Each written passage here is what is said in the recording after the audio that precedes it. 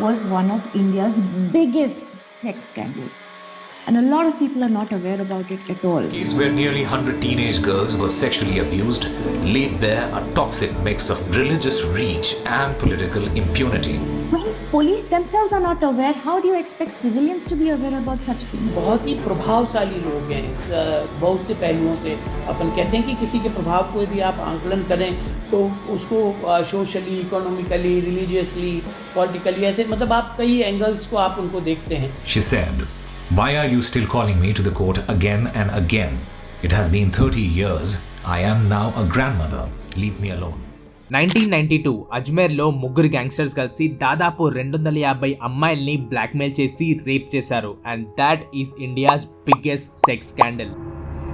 Hello guys, welcome to the crime series. ఈ ఛానల్లో మీకు every week crime case studies videos వస్తాయి. If మీకు క్రైమ్ స్టోరీస్ వినడం ఇష్టం ఉంటే సబ్స్క్రైబ్ చేసుకోండి. ఈ రోజు వీడియో చాలా సీరియస్ ఉండబోతుంది. ఇన్ కేస్ మీకు మర్డర్, బ్లాక్మెయిల్, సెక్స్ ఇలాంటి టర్మ్స్ వినలేరు అంటే ప్లీజ్ స్కిప్ చేసేయండి. సో రాజస్థాన్ లో ఒక పొలిటీషియన్ కొడుకుకి ఒక అమ్మాయి చాలా నచ్చుతుంది అండ్ తను చూడనికే చాలా బ్యూటిఫుల్ ఉంటది. పెళ్లి చేసుకుందామని వాళ్ళ ఇంట్లో అమ్మాయి ఫోటో అబ్బాయి చూపిస్తాడు. ఫ్యామిలీ మెంబర్స్ ఆ గర్ల్ ఫోటో అజ్మేర్ ఫోటో స్టూడియోకి తీసుకొని వెళ్లారు. ఆ టైంలో యూజువల్లీ అజ్మేర్ లో అందరు మ్యారేజెస్ ముందు గర్ల్స్ ఫోటో చెక్ చేసేవాళ్ళు. సో దట్ ఆ అమ్మాయి Sophia secondary school sex scandal లో ఇన్వాల్వ్ ఉండేనా అని. సోఫియా సెకండరీ స్కూల్ ఎక్కడి నుంచి అయితే 250 అమ్మాయిలు ఘోరంగా రేప్ చేయబడ్డారు. ఒకరి తర్వాత ఒకరు 250 మందిని బ్లాక్ మెయిల్ చేసి రేప్ చేశాక కూడా అందరూ సైలెంట్ ఉండే. అండ్ ఎవరైతే వాయిస్ రేస్ చేయడానికి ప్రయత్నించారో వాళ్ళని ఫోర్స్ఫుల్ గా నోరు మూయించేశారు. So let's go deep into the biggest sex scandal of India. దేని వల్ల అయితే ఎంతో మంది ఆడవాళ్ళు సూసైడ్ చేసుకున్నారు. 1992 అజ్మేర్ రాజస్థాన్ లో సోఫియా సెకండరీ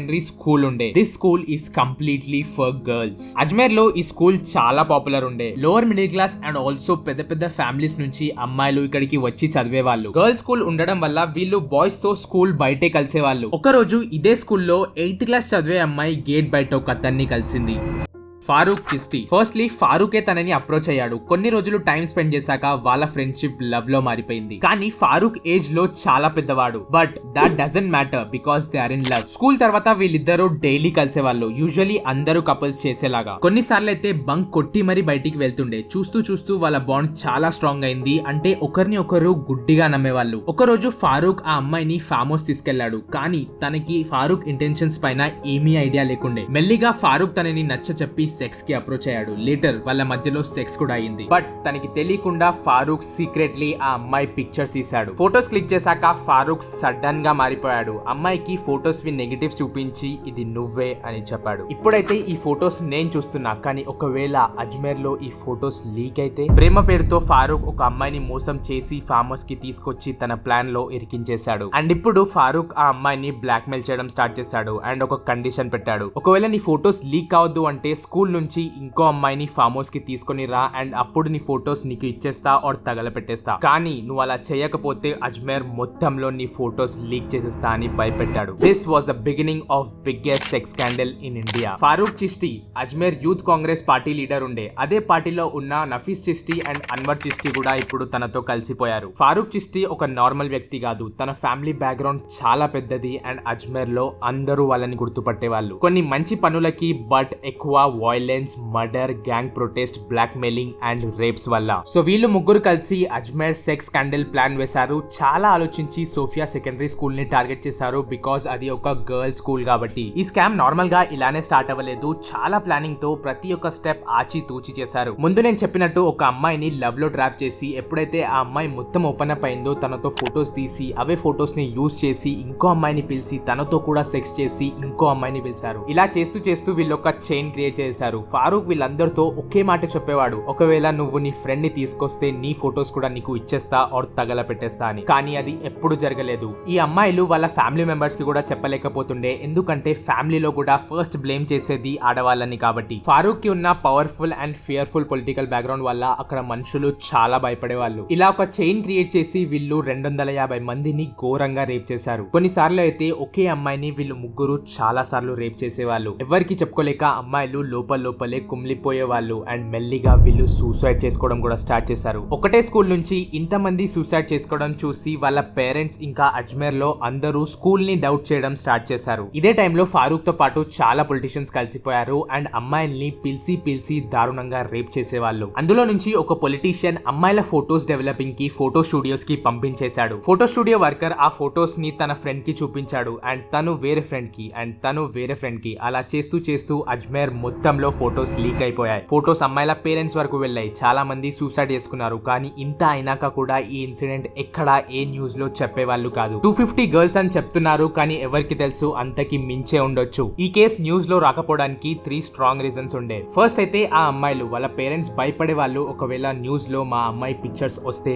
ఏమైతుందో అని. సెకండ్ రీజన్ ఫారూక్ ఫ్యామిలీ చాలా పవర్ఫుల్ ఉండే, ఎవరికి వాళ్ళతో కొట్లాడే ధైర్యం ఉండేది కాదు. Third and most important reason ఒకవేళ న్యూస్ లో ఈ కేసు గురించి వస్తే అజ్మేర్ లో చాలా కొట్లాటలు అవుతాయి. బికాస్ చాలా మంది అమ్మాయిలు హిందూ ఉండే అండ్ ఫారూక్ ఇంకా వాళ్ళ ఫ్రెండ్స్ ముస్లిమ్స్. సో హిందూ ముస్లిం ఫైట్స్ అయ్యే ఛాన్సెస్ ఎక్కువ ఉండే. కానీ ఎట్ లాస్ట్ 1992 లో ఒక రిపోర్టర్ ధైర్యం చేసి పొలిటికల్ ప్రెషర్ ఉంటది అని తెలిసి కూడా ఫారూక్ చిస్టి అండ్ వాళ్ళ ఫ్రెండ్స్ ఫోటోస్ న్యూస్ పబ్లిష్ చేసేసాడు. ఈ న్యూస్ పబ్లిష్ అయిన నెక్స్ట్ డే అజ్మేర్ మొత్తం బంద్ ఉండే. పొలిటీషియన్స్ ఈ కేస్ ని హిందూ ముస్లిం ఫైట్స్ లాగా చెప్పడం స్టార్ట్ చేశారు. అజ్మేర్ మొత్తంలో హల్చల్ అయిపోయింది. Madan Singh 32 years old reporter ఎవరైతే ఈ న్యూస్ పబ్లిష్ చేశాడో ఒకరోజు ఆఫీస్ నుంచి ఇంటికి వెళ్లే దారిలో తను అబ్జర్వ్ చేశాడు చాలా సేపు నుంచి ఒక మారుతి కార్ తనని ఫాలో చేస్తుంది అని. ఆల్మోస్ట్ 30 మినిట్స్ మదన్ సింగ్ ని ఈ కార్ ఫాలో చేసింది. వెనక తిరిగి చూసే లోపు కార్ విండో ఓపెన్ అయింది అండ్ ఒక బుల్లెట్ డైరెక్ట్ వచ్చి తన రైట్ హిప్ కి తాకింది. కుంటుతూ పరిగెత్తుతూ మదన్ సింగ్ దగ్గరలో ఉన్న బావిలో దూకేశాడు. ఫైరింగ్ సౌండ్ విని చుట్టుపక్కల ఉన్న వాళ్ళు వచ్చారు అండ్ అది చూసి కార్ లో ఉన్న